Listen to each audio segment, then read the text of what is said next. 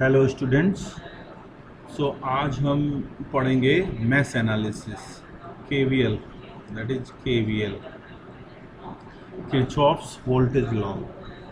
तो mesh analysis, इसके बहुत सारे नाम हैं। लूप एनालिसिस भी बोलते हैं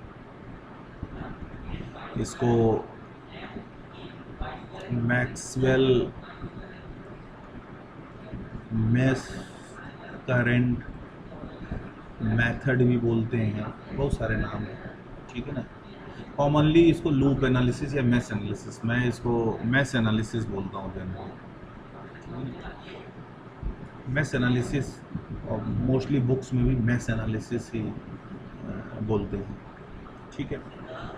तो मैश एनालिसिस में क्या होता है, हम एक सर्किट लेते हैं, एक्सप्लेन करते हैं। बेसिकली ये केवीएल है, तो इसमें जो वेरिएबल होता है हमारा, वो मैश करंट कैलकुलेट करते हैं।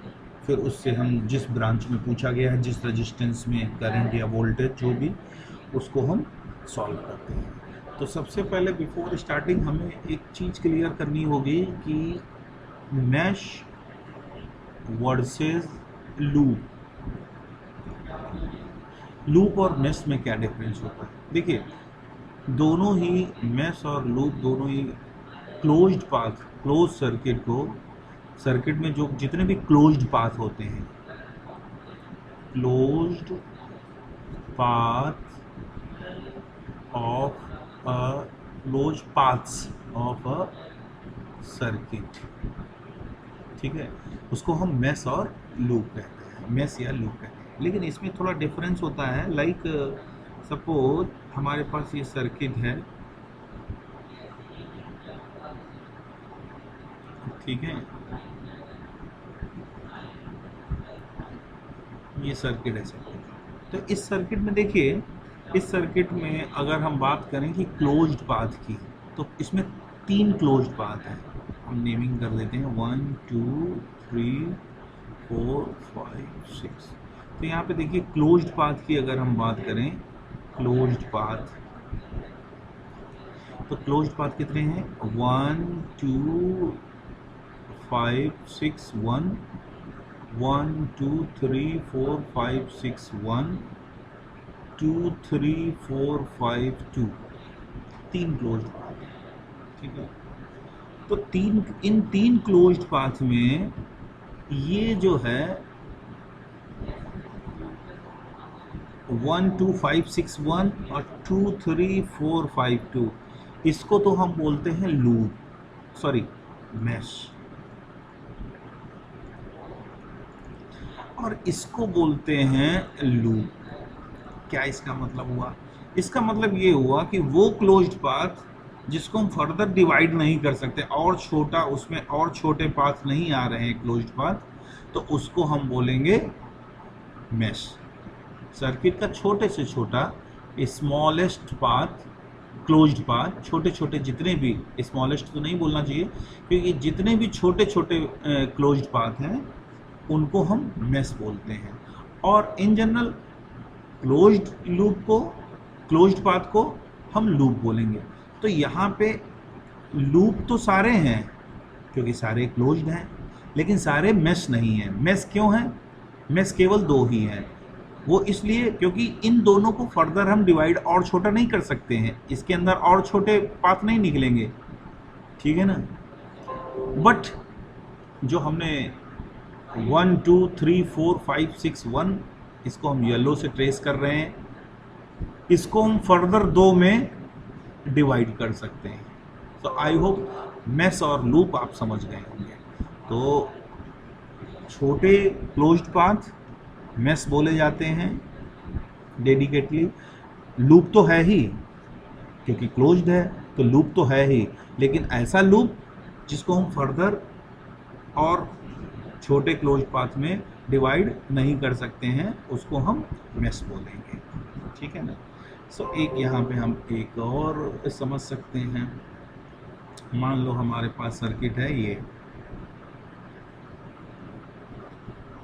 ठीक है, ये जस्ट हमने सर्किट का स्ट्रक्चर यहाँ पे ड्रॉ किया। तो इसमें आप देखिए, इसमें हमारे पास 3 तो क्लोज्ड पाथ अगर हम देखें, क्लोज्ड पाथ कितने हैं? एक ये है, ठीक है, एक ये है, ये है, ये है, ठीक है, ये है और ये है और एक ये है, ठीक है ना। तो अगर आपने हमारा पेन ये कर्सर देखा होगा तो आपने रियलाइज किया होगा कि इसमें कितने लूप हैं, कितने क्लोज्ड पाथ हैं। तो ये सारे क्या हैं? सारे ऑल आर लूप। लेकिन इन लूप्स में मेस कौन है? मेस केवल यहाँ पे 3 है, एक ये, ठीक है, और एक ये और एक ये, करेक्ट, ठीक है। तो मेस और लूप में हमने डिफरेंस समझ लिया। नाउ अब हम मेस एनालिसिस चलते हैं। तो मेस एनालिसिस में एक क्वेश्चन लेते हैं, एक सर्किट लेते हैं।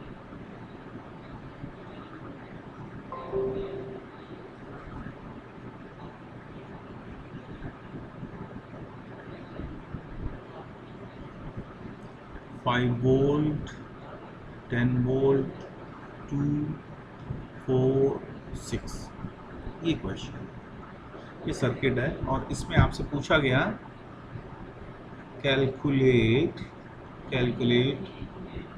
Current in 4 ohm register using mesh analysis, correct. ये हम सॉल्व, देखिए सबसे पहले क्या है, आपको नंबर ऑफ मेश ढूंढनी होगी। क्या करना होगा? Number of mesh. तो यहाँ पे नंबर ऑफ मेश कितनी है? यहाँ पे बहुत क्लियर है, नंबर ऑफ मेश कितनी है? 2। और हमें किसी भी मेश में करंट, किसी भी ब्रांच में कोई करंट नहीं पता है। तो यहाँ पे हमारे कितने वेरिएबल होंगे? हमारे जो वेरिएबल होंगे वो भी 2 मेश करंट हम यहाँ पे डिफाइन करेंगे, ठीक है ना। तो लेट से ये मेश करंट हो गई I1 और ये मेश करंट हो गई I2, ठीक है। तो ये देखिए यहाँ पे हमने 2 मेश करंट एज्यूम किया है। ब्रांच करंट हम नहीं बोल रहे हैं, हम बोल रहे हैं मेश करंट। तो फिर ब्रांच में करंट कितनी होगी? ब्रांच में करंट कितनी होगी अगर हम पूछें तो ये अगर मेश करंट हमने क्लॉकवाइज डायरेक्शन में I1 लिया है तो इसका मतलब ये I1 होगा, ये I1 होगा, ये I1 होगा। ये बात समझ में? और I2 में, और ये दूसरी मेश में आए जिसमें हमने I2 करंट ली है, ये I2 होगा, I2 होगा और ये I2 होगा। अब ये जो इसकी कॉमन ब्रांच है, ये जो इसकी कॉमन ब्रांच है, इसमें करंट कितनी होगी? इसमें करंट कितनी होगी? इसमें डिपेंड करेगा कि I1 बड़ा है कि I2 बड़ा है। इसमें अगर I1 बड़ा है तो करंट नीचे की तरफ होगी, I1 माइनस I2, और अगर I2 बड़ा है तो करंट होगी I2 माइनस I1, करेक्ट, क्योंकि ये कॉमन ब्रांच है। बात समझ गए? सो मेश एनालिसिस में हम डायरेक्ट ब्रांच की बात ना करके जो हम अननोन लेते हैं वो mesh current unknown, as a unknown लेते हैं। तो मेश करंट और ब्रांच करंट में आपको डिफरेंस समझ में आ गया होगा। बेसिकली ये जो मेश करंट का कंसेप्ट है ये एक हाइपोथेटिकल वेरिएबल है। मतलब मेश करंट जैसी कोई चीज़ नहीं होती है, जो भी करंट होती है सर्किट की ब्रांच में फ्लो होती है, ठीक है। बट ये करंट लेने का एक मेथड है कि हम इंडिविजुअल मेश का करंट अज्यूम करेंगे, क्लॉकवाइज या फिर एंटी क्लॉकवाइज, और उसी मेश करंट के अकॉर्डिंग ही उसकी ब्रांच करंट होंगी। जैसे इस क्वेश्चन को हम सॉल्व करने से पहले हम मेश करंट और ब्रांच करंट भी समझ लेते हैं। तो यहाँ पे mesh current versus branch current, ठीक है ना। Like you have given a circuit like this, this is the structure of circuit, ठीक है ना। अब इसमें सोर्स, ये रेजिस्टेंस लगे हुए हैं, जस्ट हम आपको ये एक्सप्लेन कर रहे हैं। नाउ अब अगर इस सर्किट में, इसको हम कॉपी कर लेते हैं, इस सर्किट में अगर हमें ब्रांच करंट डिफाइन करनी है, ब्रांच करंट, इसमें हर ब्रांच में करंट डिफाइन करनी है, वेरिएबल डालना है ब्रांच करंट का, तो हम क्या करेंगे, एक जगह से शुरू करेंगे, आई, फिर यहाँ पे आई, फिर यहाँ पे चली गई I1, यहाँ पे हो गई I माइनस I1, फिर ये फर्दर डिवाइड हुई, और इस तरीके से हम वेरिएबल डालते हुए अलग अलग वेरिएबल, जितने भी मिनिमम वेरिएबल होंगे वो हम इसमें प्लेस कर देंगे, ठीक है ना।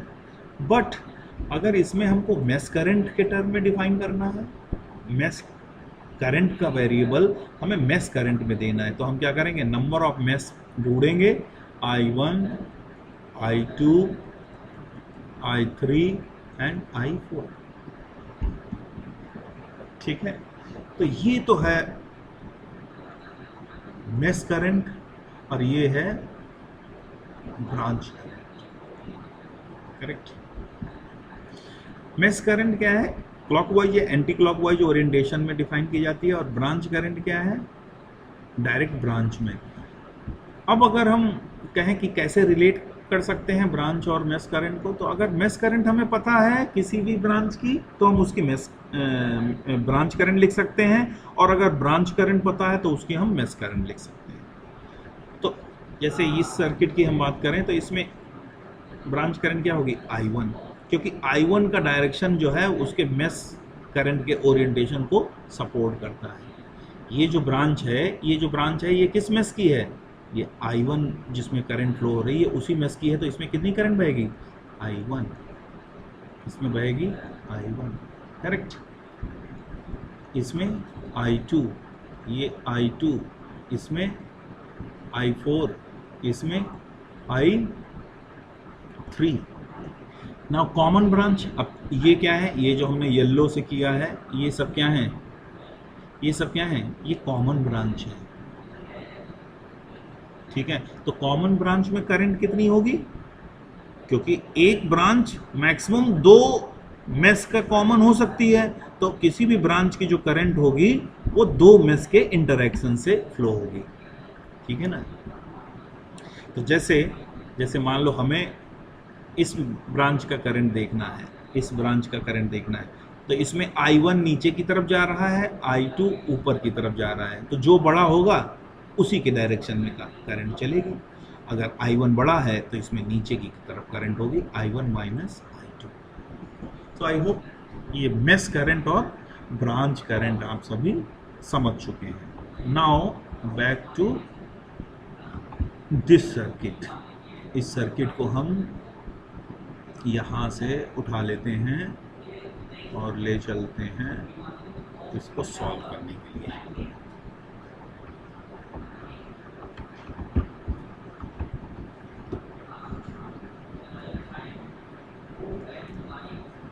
नाउ ये जो हमने बहुत ज़्यादा यहाँ पे लिख दिया है इसको हम गायब कर देते हैं।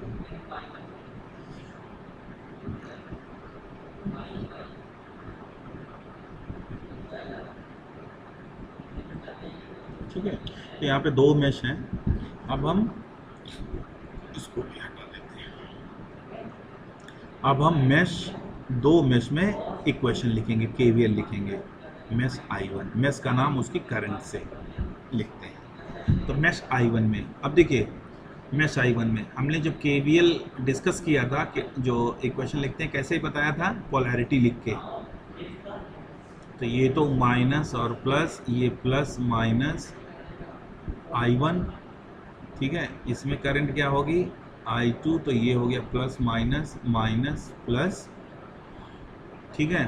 और ये बीच में क्या होगी, ये जो कॉमन ब्रांच है इसमें करंट कितनी होगी, इसमें करंट होगी I1 माइनस I2 नीचे की तरफ और I2 माइनस I1 ऊपर, ठीक है। करते हैं, तो लिख देते हैं। अब हम कहीं से भी चलें, हमने बताया था किरचॉफ लॉ हम बहुत अच्छे से इक्वेशन लिखना समझ चुके हैं, कहीं से भी चले, यहाँ पे खड़े हुए यहाँ से चले।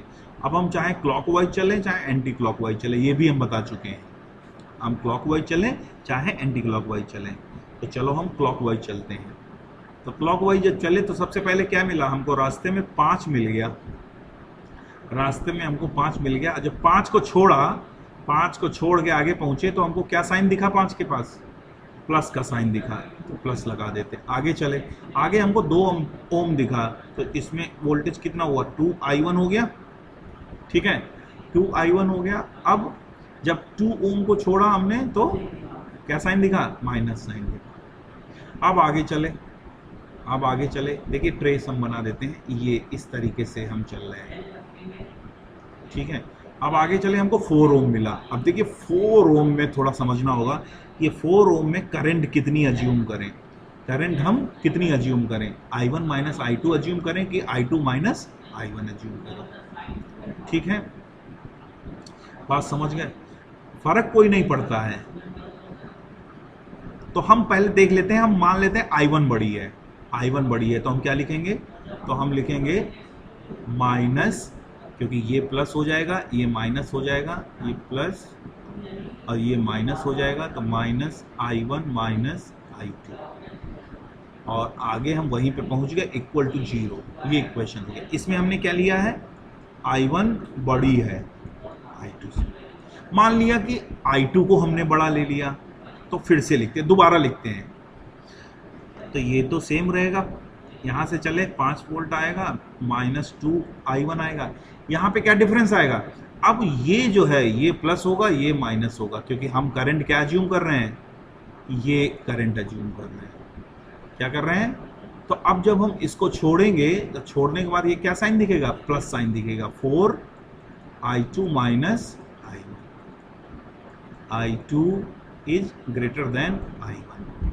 तो हमको बताइए जरा, क्या इन दोनों इक्वेशन में कोई डिफरेंस है, क्या कोई डिफरेंस है, बस एक डिफरेंस है, यहाँ पे माइनस और प्लस।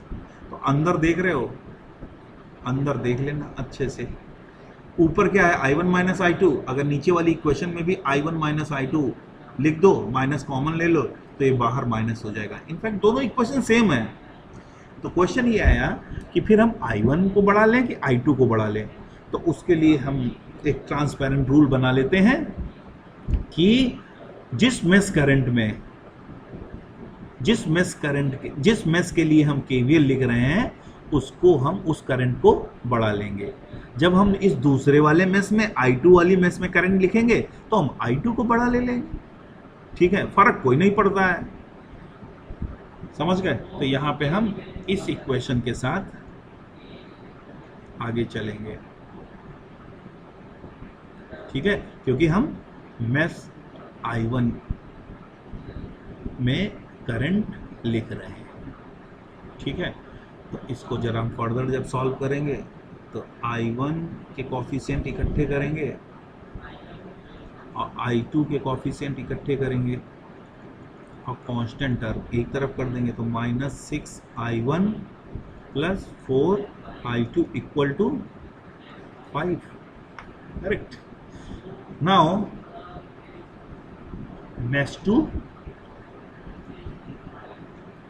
मेश i2, बस आपको क्या करना है, एक जगह से चलना है, साइन लिखते चले जाना है। यहाँ पे खड़े हुए इधर को चल रहे हैं, 6 मिला हमको रास्ते में, तो इसमें कितनी करंट बह रही है, i2 करंट बह रही है। जब 6 को हमने छोड़ा तो हमको माइनस साइन दिखा, बात समझ में आई। फिर हम 10 के पास पहुँचे, 10 को जब छोड़ा तो लीविंग साइन क्या है, लीविंग साइन क्या है, प्लस है, तो हमने प्लस साइन लिख दिया। फिर आगे पहुंचे, अब ये कॉमन ब्रांच में आ गए, कॉमन 4 ओम में। अब कितना करंट अज्यूम करेंगे, हम करंट कितना अज्यूम करेंगे, i2 माइनस i1 ऊपर की तरफ। तो जब ऊपर की तरफ हम अज्यूम करेंगे तो छूटता हुआ साइन क्या मिलेगा, जब 4 ओम को हम क्रॉस करेंगे, निकल के इधर पहुंचेंगे, तो छूटता हुआ साइन क्या होगा, माइनस होगा। ठीक है, तो ये यहाँ पे माइनस हमने लिख दिया और फिर आगे चले, जहाँ से चले थे वहीं पे पहुँच गए, इक्वल टू 0 कर दिया। अब हम फिर से कॉफिशिएंट कलेक्ट कर लें। I1 का कॉफिशिएंट 4 है, I2 का कॉफिशिएंट -6 -4 है, और ये कांस्टेंट टर्म माइनस इधर चला गया, तो ये 4I1 - 10 I2 इक्वल टू -10। ये इक्वेशन नंबर 2 हो गई। 2 इक्वेशन हमारे पास हैं और 2 अननोन हैं, तो इनको हम सॉल्व कर लेते हैं। कैलकुलेटर उठाते हैं, कैलकुलेटर में जाते हैं हम इक्वेशन मोड में, और 2 वेरिएबल की इक्वेशन है, तो ऑन सॉल्विंग सॉल्व करिए फटाफट। -6 और 4 5 4 -10 तो ये आ गया भाई I1 तुम्हारा आ गया सॉल्व होके -0.227 एम्पियर। I2 आ गया तुम्हारा 0.909 एम्पियर। अब हमसे क्वेश्चन पूछा क्या गया था? क्वेश्चन हमसे पूछा गया था इस 4 ओम में करंट कैलकुलेट करो। बात समझ में आई? 4 ओम में करंट कैलकुलेट करो। तो अब देखिए 4 ओम में करंट कितनी है? I4 ओम। या तो I1 माइनस I2 अगर हम बोल रहे हैं तो वो नीचे की तरफ है, अगर हम I2 माइनस I1 बोल रहे हैं तो वो ऊपर की तरफ है। ठीक है, तो हम जरा दोनों को ही सॉल्व करके देखते हैं, दोनों से क्या रिजल्ट निकलते हैं, क्या अलग अलग आएंगे कि क्या होगा। तो I1 की वैल्यू क्या है? -0.227 -0.909। ठीक है, इधर क्या कहते हैं 9, अच्छा नीचे की तरफ 909 -0.227, ये क्या है ऊपर की तरफ। तो ये कितना आया? -0.227 -0.909